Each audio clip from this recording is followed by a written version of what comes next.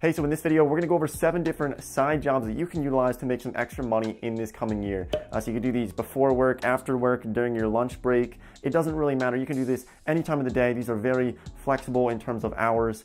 So let's get into these. Pretty excited for this list. Some of these you probably haven't heard of, but they're also not gonna be some of these different ones where you see people talking about these side jobs where you're making, 5 cents for Amazon Mechanical Turk or something just ridiculous. These are all gonna be usually at least $10 an hour or more for these 7 different jobs. Some of these even $15, $20, $25 an hour for some of these side jobs. So let's get into this. Let's start with number 7, not really in any particular order, but these are very legitimate methods for earning some extra income. I've utilized a few of these. I know other people who do some of these as well, so I can really vouch for most of these methods for making money, these side income sources. So let's get into this. Let's start with number 7 here. And number 7 is honestly one of my favorite side jobs that somebody could utilize, and that's by utilizing a dog walking app. So this would be something like Rover or iWag. Now, I'm not affiliated with them. They're not paying me to mention them at all, but these just seem like really cool methods for earning income. So you can get typically between like $12 and $16 per dog that you walk. And so you'll actually get these dog walking assignments on the app. You'll go walk the dog and have fun with the dog. And so this is just really kind of a win-win situation. You get to hang out with the dog for 30 minutes to an hour, and you get paid around $12 or $16 for a 15 or 20 minute walk. And you can do this for long periods of time if you'd like, or you could just do it, during your lunch break. If you have an hour for lunch, or maybe you want to do this before work or after work, you can do this any time of the day. It's a pretty cool idea. Maybe I'll leave links to iWag or Rover in the description. If I forget to put them there, just find them on the App Store. But walking dogs is a really cool way to, hang out with dogs, have a good time, and also get paid for it and work on your own schedule. It's a pretty easy, laid-back process. Okay, let's get into number 6 here. Now, number 6 is by utilizing a website called Clarity. So it's clarity.fm. Now, I actually just got onto this site, and so what you can do with this is, if you have any experience in entrepreneurship, or you've started a business in the past, or you have some type of marketing experience or SEO, there's a lot of different options behind this website, but you can essentially become an expert, and people can call you at a certain rate, and then you can give them advice, and you could, lay in bed and talk to somebody and get paid $60 an hour or $100 an hour to give them advice and be an expert in that particular field. Now, I actually just signed up for this, so I'll leave a link for that in the description as well, but it's something that you might want to look into. If you find yourself in one of those categories, then maybe that's something you would want to explore as an option, because it's obviously a very, very, very flexible option for most people, because you don't have to be anywhere. You can be in, Bali, or you can be in anywhere in the world and be able to get on the phone with somebody and give them advice for a fee. Number 5 here is going to be by utilizing a site called care.com. Now, when people think about care.com, they think, oh, that's for babysitting. I don't want to babysit people. But you can actually also do dog sitting and dog boarding as well. And there's all kinds of different housekeeping options on there. So I would just go on the site and check it out, because it's not just for babysitting. There's so many different options for care.com. My brother's girlfriend actually got a job through that, and it's pretty part-time. It's pretty flexible, and you can really find some cool opportunities and really get some good networking as well. So for example, if you have, say you have some extra room in your house and you don't mind boarding some dogs, you can get paid $200 to board a dog for a week through care.com. There's all kinds of different options behind that, but I think it's a cool website. You might want to just check it out and see what you can find on there.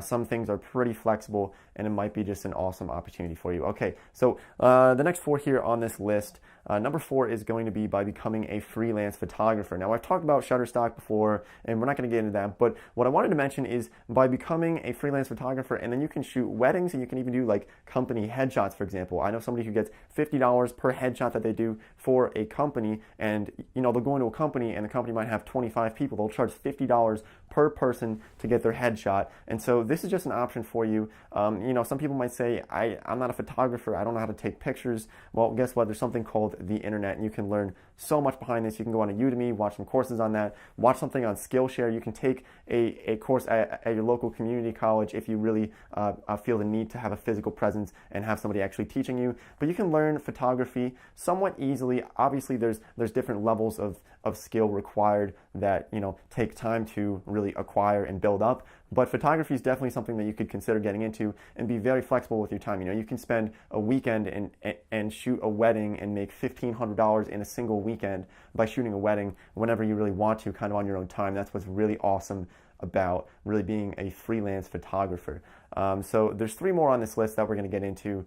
Some of them are pretty interesting, so I hope you'll stick around for this. Now, also, if you do find the video to be helpful in any way, don't forget to drop a like, leave a comment down below on some of your different money-making ideas, side jobs that you might have that I might not have mentioned in this video or some of my previous videos, which you can find on my channel. So number 3 is something that I can personally vouch for, and that's by teaching English online. So there's a few different sites for this. You could use something like QKids, or you could use something like Cambly. Now, I've used Cambly, where you can teach English online. Now, with Cambly, you're only going to make a little bit over $10 an hour. QKids, you can make closer to $20 an hour by teaching English online. And I think the biggest thing that people think, they say, wait a minute, I only speak English. I don't know if I can do this. How do I communicate with them? Well, I only really speak English too. I mean, I can understand German and Spanish, but for the most part, I can really only speak English, but I can still do Cambly, and I do it not too often. I just don't find myself really doing it often, but you can really, make a little bit over $10 an hour on Cambly by just helping people learn English. Usually it's just conversations that you're having with them. They're just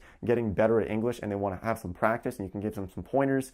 But it's pretty laid back. You can, sit in your bed and make money online by just video chatting with somebody who's probably on the other side of the world trying to learn your language. So Cambly and QKids, definitely check them out. I think with QKids you do need to have a college degree, but Cambly you don't. So look into them, and let's get into the next 2. So number 2 is by utilizing a service called Instacart. So this is sort of like Uber Eats or Grubhub, but what you're doing is you're actually delivering groceries. You're actually shopping in the store and then delivering groceries to somebody, and you'll get paid for it. So this is actually something that sometimes Uber drivers will do this and Lyft drivers will do this, but you can do this really almost a full-time gig by delivering groceries to people. But you can also do this very part-time. You get to choose your own hours. The pay is pretty decent from what I've heard. You can go on Glassdoor and just check out the salaries on there and whatnot, but it's very flexible with time, and it's just something that I thought would be really interesting to throw into this list, because it's definitely going to be something that's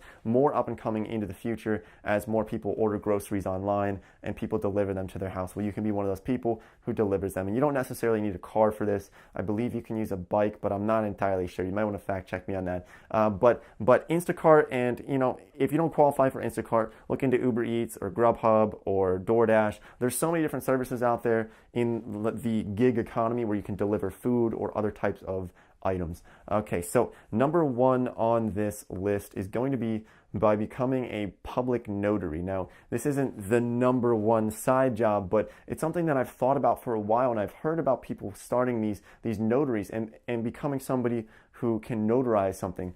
So when you have to transfer a vehicle, or when you have to get something very important signed, you typically need to go to a notary, somebody who has the ability to sort of say, okay, this is a legal transaction, I'm watching this happen, and I'm seeing these people sign off on this, and I'm signing off on this. And so you can look into becoming a notary. It depends what state you live in, but I know for Pennsylvania, it's not incredibly difficult to become a public notary, and you can even run this out of your house.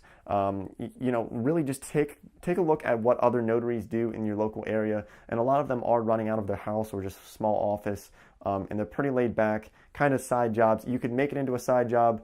I would look into it for your state. It might not be worth it for you, but it's definitely something interesting that could pay pretty well, usually about $15, $20 an hour at least, for just being a public notary. Okay, so that kind of wraps up this video. Any questions or comments, as always, leave them down below. And don't forget to check out this video if you haven't already, about 7 different passive income sources that you could utilize in order to grow your wealth. Okay, so thanks for watching, and I'll see you next time.